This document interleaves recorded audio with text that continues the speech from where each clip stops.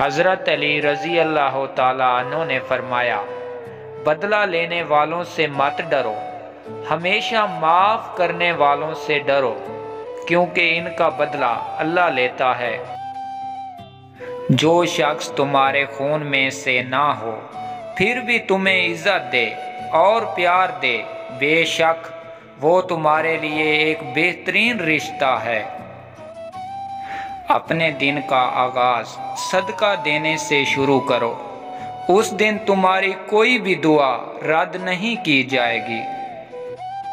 اللہ کے ڈر سے ایک گناہ چھوڑنا لاکھ تہجد اور نوافل سے بہتر ہے۔ 40 دن تک سچ بولو، پھر تم جو بھی بولو گے ہونے لگے گا۔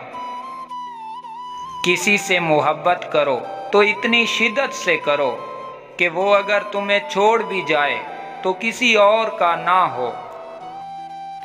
قیامت کی نشانی میں سے ایک نشانی یہ بھی ہے کہ جھوٹے لوگوں کی عزت ہوگی اور سچے لوگ ذلیل ہوں گے۔ رزق ہو یا محبت، قدر نہ کرو تو رب چھین لیتا ہے۔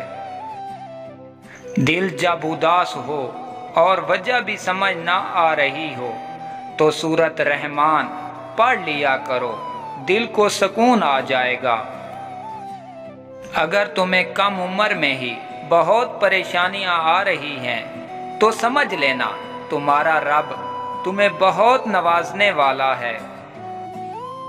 جن لوگوں کی تنہائیاں پاک ہوتی ہیں ان کی دعائیں کبھی رد نہیں ہوتی۔ کوئی تم سے روٹھ جائے پھر وہی تم سے ملنے کو ترسے تو اسے کبھی مت کھونا، کیونکہ وہ تم سے بہت پیار کرتا ہے۔ اگر ماں تم سے راضی ہے تو سمجھ جاؤ کہ اللہ بھی تم سے راضی ہوگا۔